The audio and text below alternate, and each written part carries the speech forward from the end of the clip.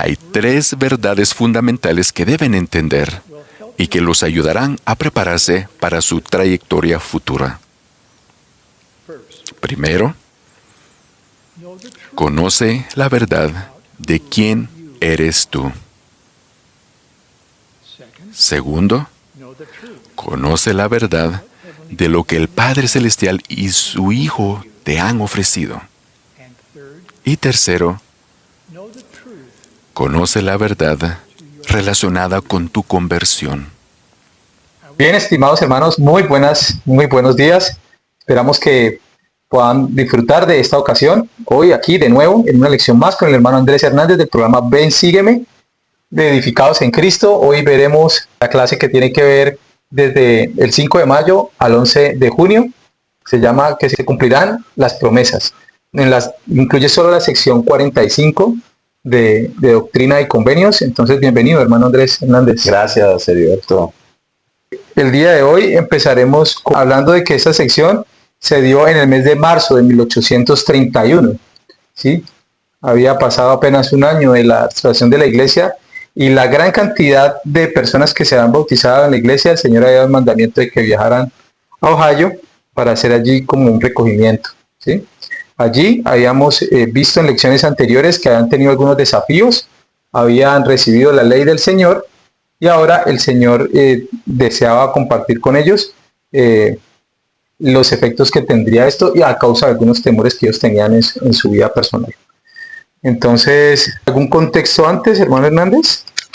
Sí, pues básicamente lo que el profeta José Smith dijo era que era una época en que se habían estado diciendo muchas cosas extrañas de la iglesia, muchas ideas disparatadas, falsedades, calumnias, y de alguna manera obviamente esto afligía al pueblo de la iglesia que había estado pues migrando desde Nueva York a Ohio, que ha tenido ya diferentes aflicciones y encima de eso se enfrentaban nuevamente a un pueblo en Ohio que se preguntaba qué van a hacer con nosotros estos mormones, porque esa era la forma de referirse, nos van a quitar nuestras tierras o qué van a hacer, y había mucha calumnia. Entonces el Señor dio esta sesión de Doctrina y Convenios como un consuelo para su pueblo. Así es. Entonces vamos a iniciar leyendo algunos versículos que son bien importantes. Algo que podemos notar en esta sección del Salvador es que Él trata de hacernos sentir a nosotros el plan que tiene preparado y que hay una esperanza, una ilusión. Y sería bueno empezar con el versículo 3 de la sección. Dice, escuchad al que es vuestro intercesor ante el Padre, el que aboga por vuestra causa ante él, diciendo, Padre, ve los padecimientos y la muerte de aquel que no pecó, en quien te complaciste, ve la sangre de tu Hijo que fue derramada, la sangre de aquel que diste para que tú mismo fueses glorificado. Por tanto, Padre, perdona a estos mis hermanos, que creen en mi nombre para que vengan a mí y tengan vida eterna.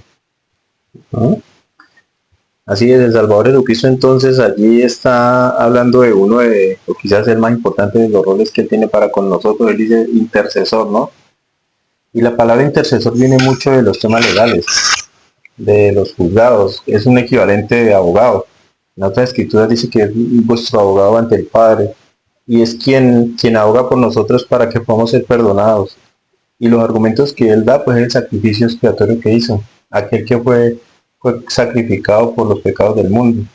Dice, aquí está mi sacrificio por ellos, yo soy su intercesor, su abogado, yo hice esto por ellos, y te ruego, Padre, que veas estos padecimientos que tuve, para que puedas tener misericordia de ellos. Acepta mi sufrimiento para que los puedas perdonar a ellos. Exacto, ese argumento de ese sufrimiento, más el argumento de que él no pecó, y de que en quien te complaciste. O sea, él dice, en mí, en quien te complaciste, y pide luego. Excelente esa forma en como el Padre Celestial recibe estas palabras intercesoras de Jesucristo. Que el Padre mismo le había dicho, ¿no? A él, en quien me complazco. Él mismo lo... Es interesante preguntarse en qué tiempo habla de Salvador, porque esto pareciera no tener un tiempo. No es solo aquí cuando escribe la Escritura, sino que también es en lo que él trabaja hoy y en lo que trabajará, y serán sus palabras hoy y serán sus palabras el día del juicio por nosotros. Sí, de hecho lo que mencionas del juicio, básicamente él está haciendo referencia a lo que él le va a decir ese día. cuando nosotros tengamos que comparecer ante el tribunal, y Él va a estar allí para abogar por nosotros si nosotros fuimos fieles a los convenios que hemos hecho con Él. Entonces Él va a decir, mira, él hizo este convenio conmigo, lo cumplió, entonces toma en cuenta lo que yo sufrí por Él, en mí tu hijo que te complaciste, y apacigua las demandas de la justicia para que estos puedan ser perdonados. Y es lo que Él está mencionando allí. Vamos, bueno, en versículos siguientes, él se presenta, dice quién es Él, el Salvador, Ajá. habla de todo su poder, de quién es frente a nosotros, y avanzando en este término, me gusta mucho, ya entrando en materia, el versículo 16. Ok. ¿Podrías, por favor, Mario Hernández? Y lo manifestaré claramente como lo manifesté a mis discípulos cuando estuve ante ellos en la carne, y les hablé diciendo, por cuanto me habéis preguntado acerca de las señales de mi venida, en el día en que venga en mi gloria en las nubes del cielo para cumplir las promesas que yo hice a vuestros padres. Dice el 17, pues ya que habéis considerado como un cautiverio la larga ausencia de vuestro espíritu fuera del cuerpo, yo os enseñaré cómo vendrá el día de la redención y también la restauración del Israel disperso. Bien, entonces pues aquí él está hablando de, bueno, se está refiriendo ya al contexto de cuando habló con los discípulos, que eso está en Mateo 24, en donde pues eso fue en el Jardín de los Olivos, en el Monte de los Olivos, cuando él habla en el Sermón de los Olivos. Y en el Sermón de los Olivos pues básicamente habla de esto mismo. Entonces primero le está hablando a su pueblo que está acá, que es José Smith, y ahora cita directamente las cosas que él ya había hablado con sus apóstoles del antiguo Israel. Y ahí les menciona pues las cosas que él hizo, y les habla acerca de cómo iban a ser las señales antes de su venida, porque ellos tenían dudas y preocupaciones, Estaban preocupados. como todas las personas, ¿no? Y versículo 19. Sí. Versículo 19. Mas en verdad os digo que la desolación vendrá sobre esta generación como ladrón en la noche, y este pueblo será destruido y dispersado entre todas las naciones, y este templo que ahora veis será derribado, de manera que no quedará una piedra sobre otra. Y acontecerá que esta generación de judíos no pasará sin que se verifique toda la desolación que os he dicho acerca de ellos. Sigue hablando en tiempo el Salvador, y está mostrándole a sus 12 discípulos lo que va a pasar. Lo que iba a pasar, y que era tocante al templo, ¿no? Recordemos que él ese sermón lo dio en los Olivos, y ese es el Sermón de los Olivos, y los Olivos quedan como a unos 400 metros del templo de Jerusalén. Entonces él allí les está hablando de este templo, como si nosotros estuviéramos, digamos, a unos 500 metros del templo de Salt Lake City, lo estuviéramos mirando porque desde allá se ve, y dijéramos este templo, y le estaba refiriendo a que iba a ser saqueado, y como sabemos esta profecía se cumplió en el año 70 después de Jesucristo. Él allí está hablando en el año 33 de su nacimiento. Eso fue poco antes de que él fuese sacrificado por los pecados del mundo. De hecho fue un día antes. Y luego de eso, pues pasaron los años que faltaban hasta el año 70 después de Cristo, y en esa época Jerusalén fue sitiada y fue destruida, y el templo fue quemado. En el versículo 25 dice, mas serán recogidos de nuevo, pero quedarán hasta después del cumplimiento de los tiempos de los gentiles. Y en ese día se oirá de guerras y rumores de guerras, y toda la tierra estará en conmoción, y desmayará el corazón de los hombres, y dirán que Cristo demora su venida hasta el fin de la tierra, y el amor de los hombres se enfriará, y abundará la iniquidad. Y cuando llegue el tiempo de los gentiles, resplandecerá una luz entre los que se asientan en tinieblas, y será la plenitud de mi evangelio. Mas no lo reciben, porque no perciben la luz, y apartan de mí su corazón a causa de los preceptos de los hombres. Y en esta generación serán cumplidos los tiempos de los gentiles. Bien, entonces aquí hay varias cosas que podemos analizar. Y bueno, ya le está hablando de señales, ¿no? Señales antes del fin. Y bueno, habla de guerras y rumores de guerras. Guerras y rumores de guerras. Y algo bien interesante, que desmayará el corazón de los hombres y dirán que Cristo demora. Yo siempre he pensado mucho en ese tema de desmayar el corazón de los hijos de los hombres. De hecho, el presidente Nelson, cuando era miembro del quórum de los 12 apóstoles, dio un mensaje muy especial respecto a eso que se titula Desmayará el corazón de los hombres. Iba en un pequeño avión y de repente el motor del ala se incendió y explotó. El aceite hirviendo se derramó por todo el lado derecho del avión y comenzamos a caer en picada a lo que creíamos sería nuestra muerte. Me sentí muy mal por una mujer sentada al otro lado del pasillo. Estaba total e incontrolablemente histérica. Pero yo estaba tranquilo, completamente tranquilo, aún sabiendo que iba a morir. Estaba listo para ver a mi Creador. No nos estrellamos, no morimos. La caída en picada apagó el fuego, el piloto retomó el control, puso a funcionar el otro motor e hicimos un aterrizaje de emergencia en un campo. Esa experiencia me hizo reflexionar en que si uno tiene suficiente fe, puede manejar las dificultades, sabiendo que, con una perspectiva eterna, todo va a estar bien. En Lucas 21 leemos: «Y en la tierra habrá angustia y confusión ante el bramido del mar y de las olas, desfalleciendo los hombres a causa del temor». Lo que estamos viendo es una predicción de que en estos últimos días la gente tendrá miedo. Los corazones de los hombres están desfalleciendo, y eso incluye a las mujeres, porque se olvidan de su identidad y su propósito. Vendrán aflicciones. Yo he pasado por la muerte de mi esposa y la de una hija. He visto los problemas que el divorcio trae consigo. Hay hijos y nietos que van por mal camino. Hay discapacidades, enfermedades, lesiones. A la persona que es débil y temerosa de corazón, le digo: sea paciente con usted misma. La perfección no se logra en esta vida, sino en la próxima. No exija cosas que no sean razonables, pero exíjase a usted mismo mejorar. Al permitir que el Señor los ayude con eso, Él marcará la diferencia.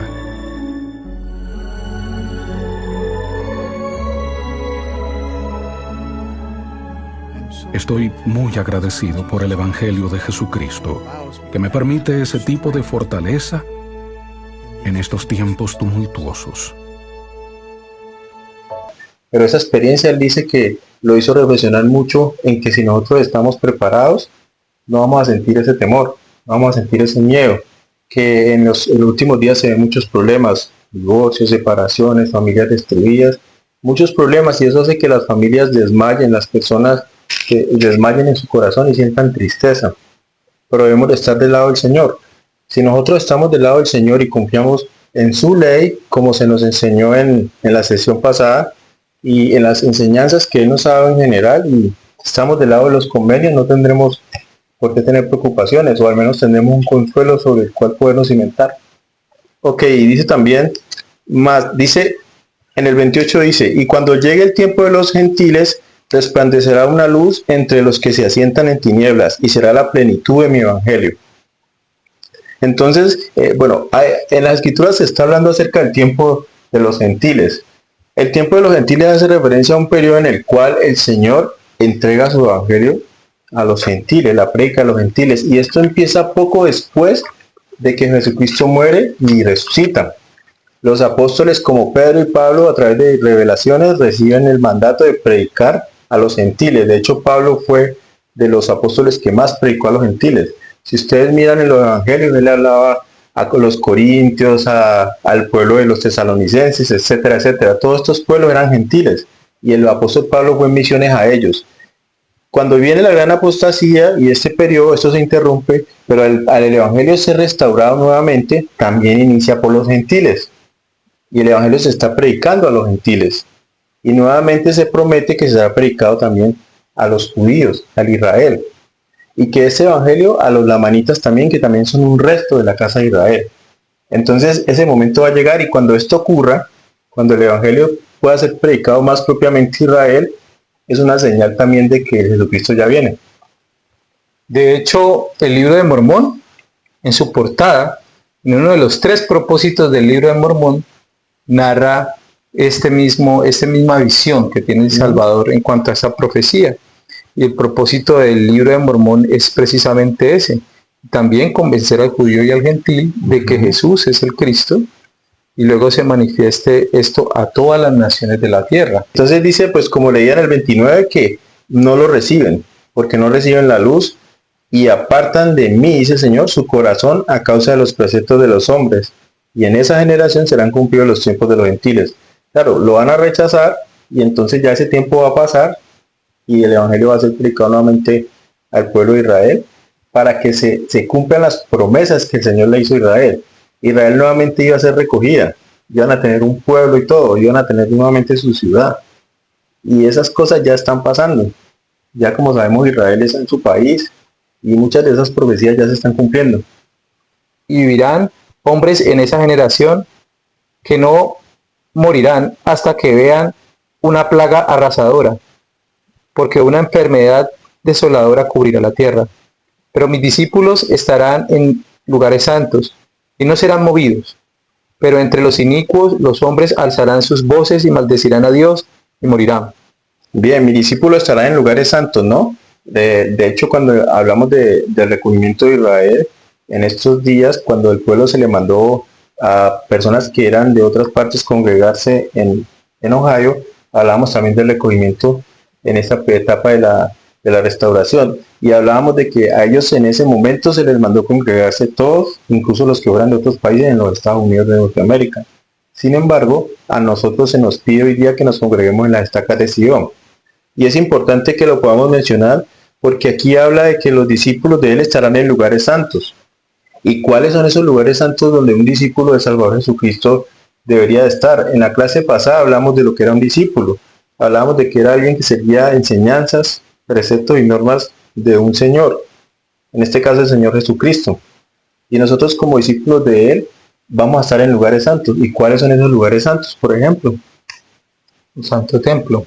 Por ejemplo, el Santo Templo, el más santo de todos los lugares, ¿no? Pero también nosotros como familia, además, tenemos la obligación de hacerle en cada uno de nuestros hogares un lugar santo. ¿Y cómo podemos hacer de nuestra casa un lugar santo? Por humilde que sea el lugar donde nosotros vivamos. Podemos hacer un lugar santo si nosotros leemos las escrituras en ese hogar, si nosotros participamos de las enseñanzas de los profetas en ese hogar, hacemos noches de hogar, tenemos consejos familiares, hacemos actividades recreativas edificantes y participamos de la obra misional en ellos, invitando a nuestros amigos a noches de hogar y todas estas cosas. Si vivimos de acuerdo a estos preceptos y asistimos a la casa de oración el día santo y guardamos la senda de los convenios, pues nuestra familia y nuestro hogar va a ser también un lugar santo.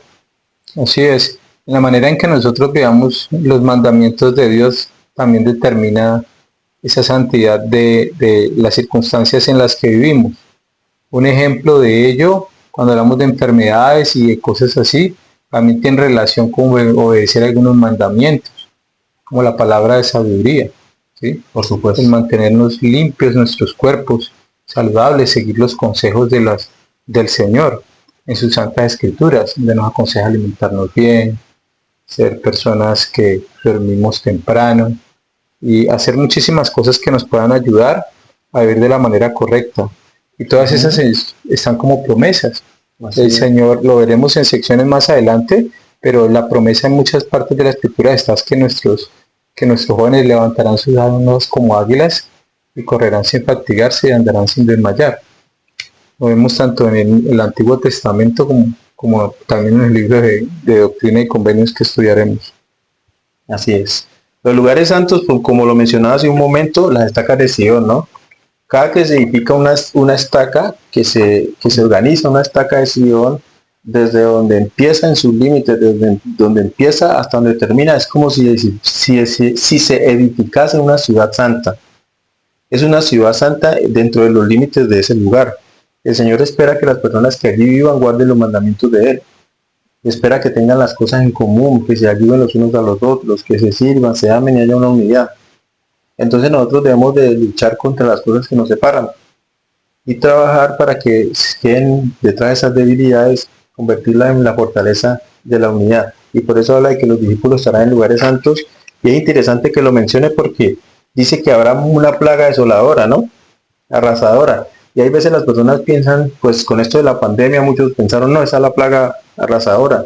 Sin embargo, hermanos, no sabemos si males como la pornografía, males como el divorcio que está acabando con la familia sea la plaga arrasadora. Es algo que yo menciono por mencionar, no sabemos qué, pero cualquier cosa que destruya las familias o las personas es esa plaga arrasadora, el pecado, diría yo, en general. Sí, la sociedad ha ido mostrando cómo los temas que están relacionados con Dios cada vez son más distantes de la comunidad. Menos los jóvenes están creyendo en Dios. Se están instituyendo leyes que van en contra de la familia. Se están aprobando prácticas que pueden afectar la vida. Entonces todo esto es parte de lo que podría ser esto de lo que habla el Señor en estos tiempos de agitación. Hay una labor bien importante y es que ese temor que presentaban los apóstoles de Jesucristo, ese temor que mostraban ellos, es lo que hace posible que nosotros no podamos como entender a veces, y ese temor a veces nos viene a nosotros también, ¿no? El temor de qué va a pasar, qué tan terrible va a ser esa segunda venida. Así es. En el versículo 35 hasta el 38 nos habla de ese temor que podemos sentir nosotros cuando el Salvador Jesucristo venga o cuando veamos sus señales, ¿no? Y dice, y les dije, no os turbéis, porque cuando todas estas cosas acontezcan, sabréis que se cumplirán las promesas que os han sido hechas. Y cuando la luz empiece a manifestarse, les será semejante a una parábola que os enseñé. Miráis y observáis la higuera, y la veis con vuestros ojos, y cuando empieza a retoñar y sus hojas todavía están tiernas, decís que el verano ya está próximo. Así será en aquel día cuando vean todas estas cosas. Entonces sabrán que la hora está cerca. Y hay un discurso pues reciente del Elder Renlund en donde él hablaba justamente de eso y quisiera compartir un poco sobre esa parte. Él dice, mis queridos hermanos y hermanas, el pasado mes de octubre el presidente Russell M. Nelson enseñó, este es el momento de que ustedes y yo nos preparemos para la segunda venida de nuestro Señor y Salvador Jesucristo. Cuando el presidente Nelson habla de la segunda venida, siempre lo hace con gozoso optimismo. Sin embargo, una niña de la primaria me dijo hace poco que siente ansiedad cada vez que se menciona la segunda venida. Ella dijo, tengo miedo porque van a suceder cosas malas antes de que Jesús venga de nuevo. No solo los niños pueden sentirse así. El mejor consejo para ella, para ustedes y para mí, es seguir las enseñanzas del Salvador. Sus instrucciones no son misteriosas ni complejas. Cuando las seguimos no tenemos por qué temer ni sentirnos ansiosos. Así que aquí el Elder Renlund nos está recordando sobre la importancia de nosotros entender que estas señales son algo maravilloso que nos va a traer felicidad. Que nosotros se nos han hecho promesas y hemos esperado por mucho tiempo el cumplimiento de estas promesas. Cuando veamos las señales debemos alegrarnos porque ya estas promesas se van a cumplir. Y es lo que debemos nosotros siempre estar pendientes. Y es cierto que estas cosas generan ansiedad, las dificultades de la vida, el ver los rumores de guerra, el ver el mundo en conmoción. Sin embargo, la escritura es clara, mis discípulos estarán en lugares santos, haciendo cosas santas, fortaleciendo su fe, y no hay por qué temer. De hecho, es curioso que en una época en que el pueblo de José Smith, es decir, el pueblo de la restauración, estaba pasando por tantas dificultades, el Señor le mencionara estos aspectos. Uno podría decir, bueno, estoy estresado, preocupado por todo lo que está pasando y me dicen es que van a pasar todas estas cosas difíciles, pero en el fondo el Señor no quería que se enfocaran en lo difícil que iba a pasar, sino en el cumplimiento de las promesas. Por eso la lección habla de que se cumplirán todas las promesas y en eso debe fundamentarse nuestra esperanza. En medio de las dudas y el temor, el obtener una respuesta tal como la que da el Salvador, miren, esto que voy a decir que va a pasar se va a cumplir. Y este cumplimiento de estas promesas os deben dar la confianza de que no estamos solos. Yo estoy con ustedes. Entonces, es de entender que tenemos grandes razones para nosotros estar felices y contentos con las cosas que estén pasando, cimentados en nuestra fe. Y sabemos que no es fácil para nadie, pero sí podemos con nuestra fe seguir adelante.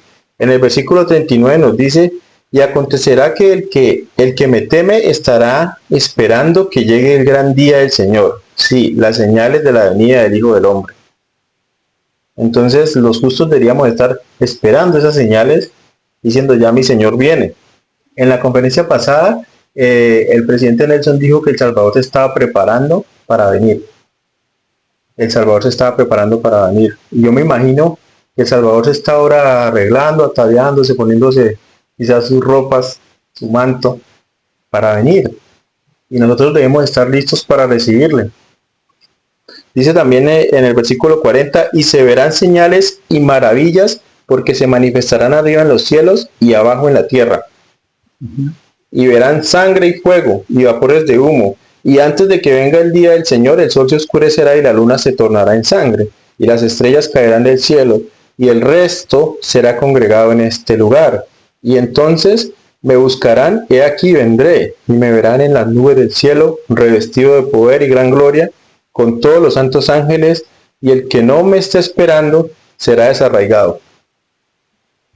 Esa es la gran cita que tenemos todos nosotros, estar listos para ese día. Y si hemos muerto y hemos sido fiel, resucitaremos ese día para recibirle en la mañana de la primera resurrección. Y ese debe ser el consuelo de nosotros, y nuestra fe y nuestra esperanza. Así es. Bueno, en el versículo 47, saltando un poco, dice: entonces el brazo del Señor caerá sobre las naciones. ¿Qué piensan ustedes? ¿Qué piensas cuando el brazo del Señor caerá sobre las naciones? Bueno, es un día, lo que él intenta relatar es que será el día del momento del Señor. Su fuerza, su autoridad, su reino se establecerá sobre la tierra. Y pues, y es grato para quienes han sido fieles, pero no es muy grato para aquellos que no han hecho lo correcto.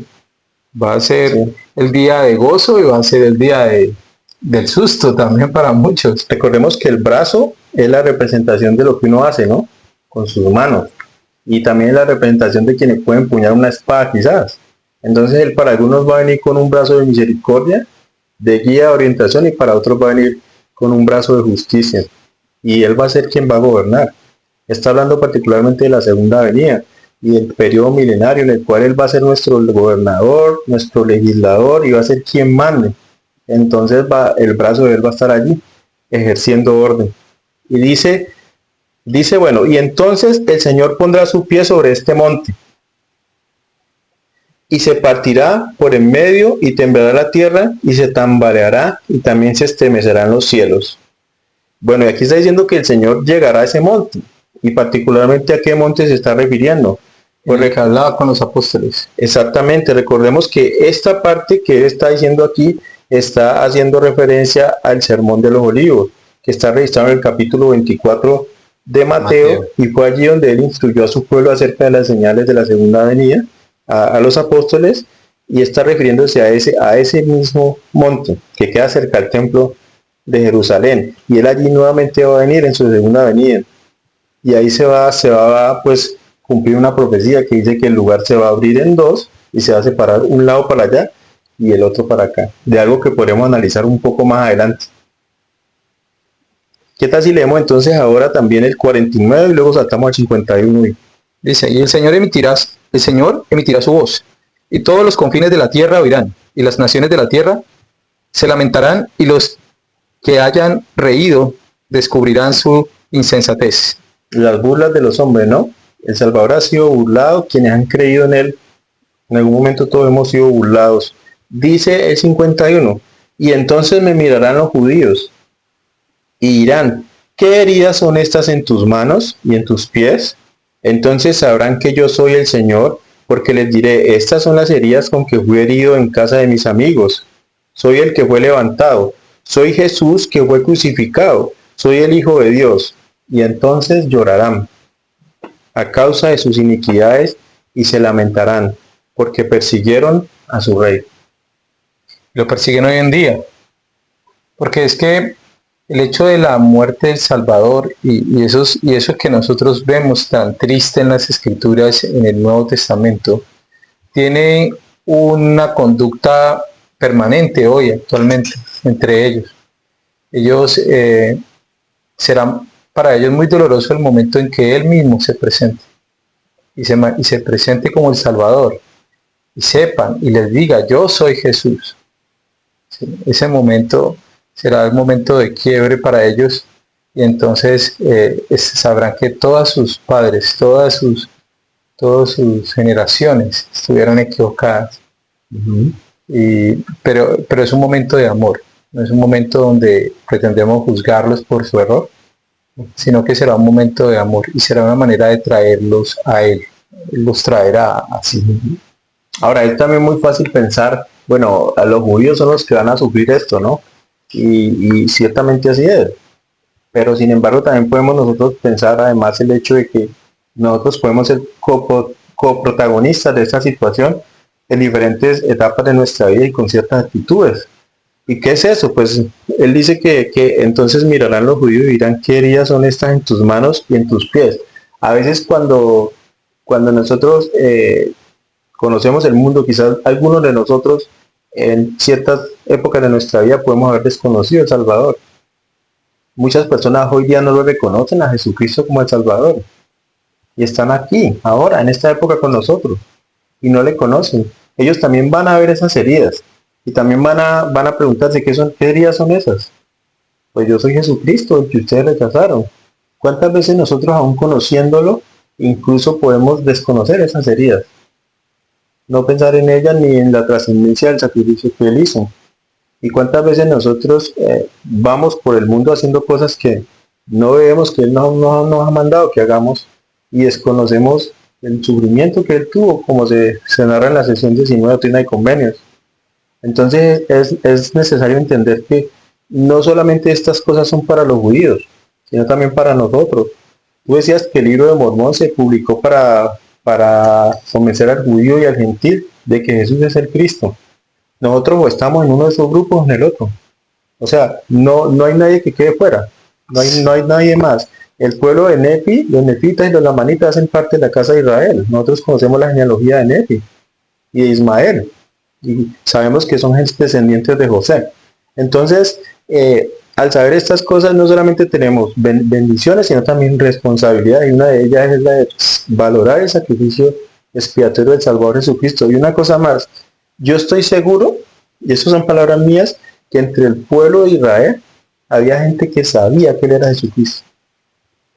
Lo sabía, porque habían visto sus señales, habían visto sus milagros, el Espíritu, la luz de Cristo, y se rebelaron contra lo que habían visto y conocían. Así es. Vamos a continuar entonces con el versículo 56. Dice, y en aquel día, cuando yo venga en mi gloria, se cumplirá la parábola que hablé acerca de las 10 vírgenes. Maravilloso como el Señor, en los versículos que tú leías anteriormente, estaba hablando de los judíos y tú afirmabas que no solo se aplica a los judíos. Y en nuestra época, en nuestra vida actual, en la vida de Heriberto y en la vida de cada uno de nosotros, a veces sentimos eso, a veces sentimos que no estamos, que no reconocemos su amor. Y lo hemos reflejado a veces en nuestras conductas. Pero qué bueno es que cuando él empieza aquí en el versículo 56 hablando de las 10 vírgenes, ojalá nuestras conductas puedan estar entre aquellas que son de las vírgenes sensatas, las que tenían aceite, provisión de aceite, las que han almacenado. El reino de los cielos será semejante a 10 vírgenes que, tomando sus lámparas, salieron a recibir al novio. Y 5 eran prudentes, y 5 insensatas. Las insensatas, tomando sus lámparas, no tomaron aceite. Mas las prudentes tomaron aceite juntamente con sus lámparas. Al demorarse el novio, todas se durmieron. Y a la medianoche se oyó decir: «He aquí el novio viene. Salid a recibirle». Entonces todas se levantaron con sus lámparas, y las insensatas dijeron a los prudentes: «Dadnos aceite. Nuestras lámparas se apagan». Pero las prudentes dijeron: «No lo haremos. Para que no nos falte ninguna, id a los que venden y comprad para vosotras mismas». Y mientras iban a comprar, vino el novio. Y las que estaban preparadas entraron con él, y se cerró la puerta. Y después vinieron las otras, diciendo: «Señor, Señor, ábrenos». Mas respondió: «De cierto os digo que no os conozco. Velad entonces, porque no sabéis el día ni la hora en que el Hijo del Hombre vendrá». Así es. Y bueno, habla de 10 vírgenes, ¿no? Y hay veces hay quienes piensan que está hablando de miembros y no miembros de la iglesia. Pero en realidad las 10 vírgenes hace referencia a discípulos de Jesucristo, miembros de su iglesia. Sí, de hecho estaban atentas de la venida. Estaban todas atentas. Todas estaban atentas de la venida, en sensatez o en insensatez, pero todas esperaban la venida del novio. Exactamente. Algunas velaban. Entonces eso hace pensar que todas eran miembros de la iglesia y que efectivamente... Y que hay dos tipos de miembros. El miembro sensato y el miembro insensato. Me hiciste acordar inmediatamente de varias partes en el libro de Mormón donde menciona de aquellos que se hacían llamar de la iglesia de Cristo. Y el profeta, en algunas partes, los profetas en el libro de Mormón resaltaban de que se hacían llamar, ellos dicen se hacían llamar porque sus conductas no eran adecuadas para ser miembros de la iglesia de Cristo. Eran orgullosos, humillaban a los pobres. Entonces, a veces puede pasar que nosotros, estando dentro del reino, creemos estar bien, decimos dentro de sí mismos todo está bien en Sion y tenemos cosas que mejorar. Por eso las autoridades generales invitan continuamente el arrepentimiento diario y a la reflexión y a examinarnos, ¿no? ¿Cómo se llama? La autoevaluación. Exacto, evaluarnos continuamente para poder que haya progreso. Pero es bueno preguntarnos qué tipo de vírgenes somos como discípulos de Jesucristo. El presidente Thomas S. Monson dijo: es bueno sentarse en comunión consigo mismo, mirar cuál es la situación de uno frente a la familia, frente a la iglesia, frente a la sociedad.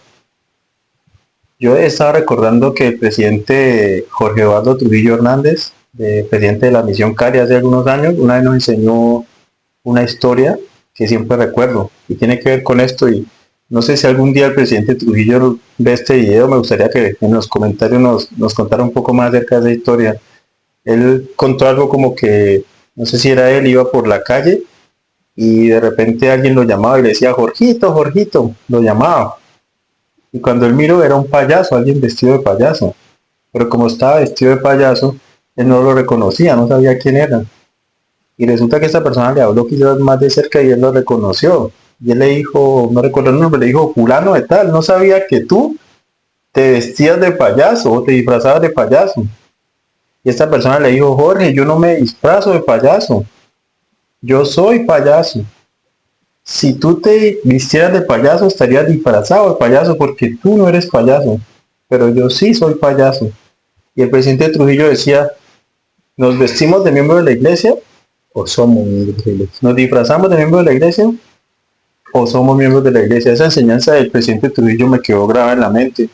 Y es la verdad, muchas veces nosotros simplemente nos disfrazamos de las cosas. Y el Señor muchas veces en la Escritura lo ha recalcado, y en cierta parte Él dijo: con sus labios me honran, pero sus corazones están lejos de mí. Y vuelvo y lo reitero, no es una persona en especial, no eran los judíos. Somos todos que podemos vernos inmersos en esas situaciones.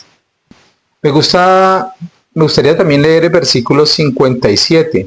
Porque aquellos que son prudentes y han recibido la verdad y han tomado al Santo Espíritu por guía y no han sido engañados, de cierto os digo que estos no serán talados ni echados al fuego, sino que aguantarán el día. Me llama la atención este versículo en la parte donde dice que han recibido la verdad. El 15 de mayo del año 2022, el presidente Nelson, hablando exclusivamente a los jóvenes adultos, habla de un tema que él resalta y es la verdad en cuanto a 3 principios que les pueden ayudar a regresar a la venida del Salvador. Y esos 3 principios son, el primero es que conozcan la verdad de quiénes son, de quiénes somos cada uno.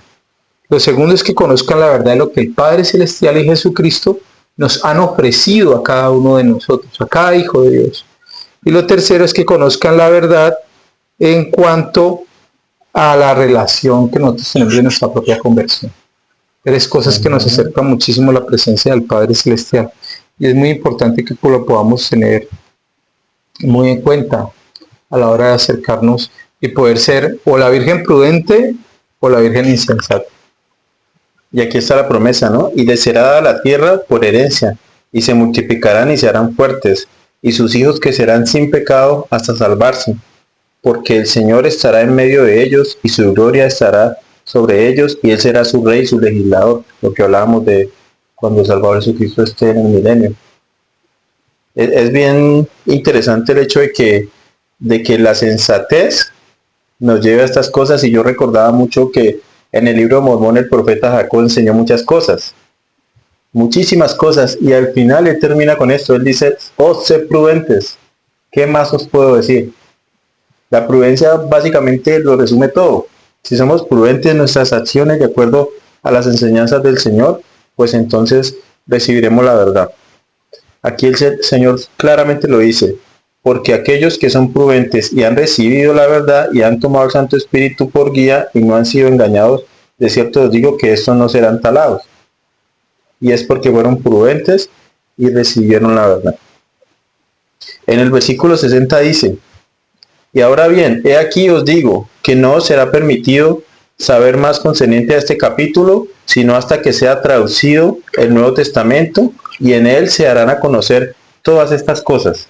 Entonces allí el Señor dice: bueno, ya no les voy a revelar más al respecto. Ustedes están en una labor de traducir, ¿no? Recordemos que el profeta José Smith y Sidney Rigdon estaban en una labor de traducir partes de la Biblia que el Señor le había mandado. Y el Señor ahora necesitaba que tradujeran esa parte, que hicieran esa revisión, para él más adelante darles más instrucción.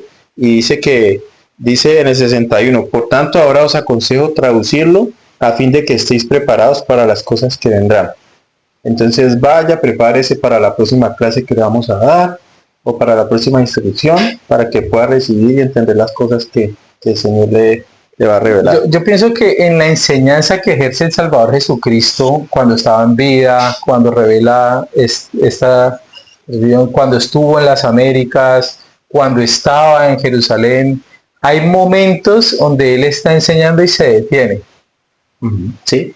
La venida del Salvador Jesucristo, Él habló muchísimo tiempo con ellos, les habló muchísimas cosas, les descargó una cantidad de conocimiento y luego dijo: no, paremos, vayan a la casa, mediten en cuanto a lo mucho que hemos hablado, y pienso que ustedes están sobrecargados, vayan y mediten, piénsenlo bien, y prepárense que mañana vengo otra vez.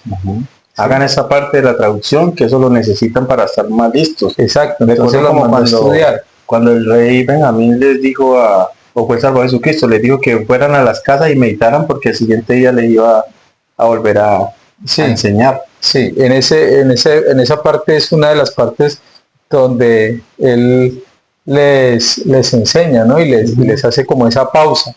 Aquí en Tercer Nefi, en 2 ocasiones en el libro de Mormón, acá en las Américas, 2 veces hizo lo mismo. Le dijo: no, venga, paremos aquí. Y ellos no fueron a dormir, ¿no? Fueron a contarle a todo el mundo. A invitar más gente para el otro día. Para estuvo bueno, ¿eh? Es como, me hace pensar que él siempre busca que entendamos todo, que estemos preparados. En algunas partes de la escritura dice que no estamos listos, que hay personas que no están listas, que a ellos no es por ofenderlos, pero dice que no tire las perlas a los cerdos, es porque debe haber una preparación para cierto conocimiento. ¿Sí? Entonces, eso es muy importante que nos lo podamos meditar. Bueno, la sesión ya termina, los últimos versículos hablando de lo que va a suceder en los últimos tiempos cuando el pueblo de Sidón sea atacado, ¿no? Cuando el pueblo de Sidón sea atacado y entonces va a ser el único lugar seguro que va a haber sobre la tierra. Toda la tierra va a estar en conmoción y los únicos que no van a estar en guerra entre ellos van a ser el pueblo de Sidón. Y dice, y se recogerá en ella de todas las naciones debajo del cielo, y será el único pueblo que no estará en guerra el uno con el otro. Y se dirá entre los inicuos, no subamos a combatir contra Sidón, porque sus habitantes son terribles, por tanto no podemos prevalecer. Y acontecerá que los justos serán recogidos de entre todas las naciones, y se vendrán a Sidón, entonando canciones de gozo sempiterno. Dice en el 64 más antes, por tanto yo el Señor he dicho, salid de las regiones del este, y congregados vosotros los líderes de mi iglesia, id a las tierras del oeste, y llamad a los habitantes al arrepentimiento, y al grado que se arrepientan, establecedme iglesias. Bueno, allí estaba hablando de dos cosas. Primero, en el 64, hablando de por qué razón él había dicho al pueblo de la restauración, de la iglesia creciente, que se trasladaran a Ohio. Una de las razones, además de que ya lo había enseñado por qué. Y luego habla del establecimiento de Sion y de los problemas que iban a haber en los últimos días y cómo Sion sería un refugio para el pueblo y sería un lugar de seguridad. Termina al final diciendo algo que debemos analizar siempre para no estar en ese listado. En el 74, en el 75, porque cuando el Señor aparezca será terrible para ellos, refiriéndose a los inicuos, de modo que el temor se apoderará de ellos, y se mantendrán alejados y temblarán, y todas las naciones temerán a causa del terror del Señor y del poder de su fuerza.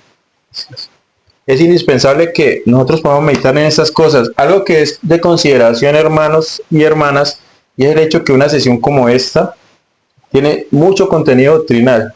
Yo considero que nosotros no hemos tocado ni siquiera el 30% del 20% de la doctrina que aquí hay. Sin embargo, es necesario que cada cual la pueda estudiar y la pueda escudriñar. No basta con leer solamente la sesión de corrido. Necesitamos ir a los pies de página. Necesitamos confrontar con manuales, confrontar con lo que han dicho los profetas modernos y tratar de entender las profecías que aquí hay. Una de las cosas en las que nosotros debemos de esforzarnos es por entender las cosas que el Señor quiere hacer. Tú mencionabas ahora rato que el presidente Nelson, enseñándole a los otros solteros, les mencionó algo sobre su identidad. ¿Quiénes eran ellos? La verdad es que cuando nosotros olvidamos quiénes somos, actuamos como lo que no somos. Y ese olvido nos convierte en lo que no debemos ser. Y terminamos haciendo o siendo cosas que nunca nos imaginamos malas. Alguna vez escuché a alguien decir que jamás se había imaginado que caería en ciertas cosas. Y así es, nosotros nunca nos imaginamos qué puede pasar en nuestras vidas, qué cosas tan malas podemos llegar a tener en nuestras vidas. Sin embargo, si nosotros somos obedientes y fieles al Evangelio restaurado de Jesucristo, podemos sujetarnos de su mano, como Pedro lo hizo cuando estaba en el agua, y no nos hundimos, salimos a flote. ¿En qué nos dejamos convertir? La predicación del Evangelio nos ha traído a vivir principios de rectitud, porque nos dejamos convencer y preguntamos al Espíritu. Pero en lo negativo no funciona igual. Llegan a haber costumbres, llegan a haber entornos que convierten a las personas en algo que no quieren ser. Y ahí el Espíritu Santo no testifica, antes advierte. Pero al hacer caso omiso de las advertencias es cuando somos engañados. En los versículos que leímos anteriormente dice que quienes preservarán son aquellos que se dejen guiar por el Santo Espíritu. No importa qué costumbre, no importa qué predicación recibamos, de qué lado venga. Si es el objetivo de Satanás destruir nuestras almas para que seamos tan miserables como él, o el propósito que tiene Jesucristo de podernos salvar. Siempre hay que consultarlo al Señor y siempre hay que dejarnos guiar por el Espíritu, porque muchas veces cualquiera de estos conocimientos llega a nuestras vidas y uno de ellos viene disfrazado de bien. Y si no interpretamos por la guía del Espíritu qué es el punto final de seguir ese principio, eso que se nos quiere mostrar o transmitir, probablemente caigamos engañados. Así es. Sé con todo mi corazón que el Padre Celestial desea protegernos. Sé que así como llevó a los hermanos de Ohio, les corrigió las leyes que tenían y luego les invitó a que se prepararan, les dio consuelo con promesas celestiales, nosotros también las recibimos.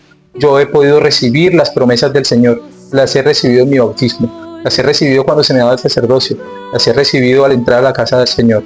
Confío en las promesas del Señor, anhelo con esperanza el día de su venida y espero estar lo más acorde posible a sus principios para poder estar y poderle ver y poder disfrutar de su presencia en compañía de mi familia por toda la eternidad. Testifico de esto, mis queridos hermanos, y de que el Padre Celestial ha revelado hoy un profeta, el cual da estas verdades y nos las amplía y nos quiere guiar desde eso la presencia del Padre Celestial. Y de ello testifico en el nombre de Jesucristo. Amén. Amén. Así es, entonces así terminamos y expresamos gratitud a ustedes por el tiempo que nos regalan a través de este video. Aún más les pedimos que puedan compartir el video con muchas personas que ustedes consideren que les puede servir, familiares, amigos o cualquier persona, en sus estados, en sus redes sociales, y un mensaje directo quizás a través de WhatsApp, no sé, enviarlo a esa persona que le puede servir. Estamos felices de poder compartir este tiempo y les esperamos en un mensaje más la próxima semana. Chao. Chao. La tierra de abundancia se oye un dulce resonar. Una voz del cielo hablaba, su amor quiso revelar. No era rayo ni estruendo, mas su eco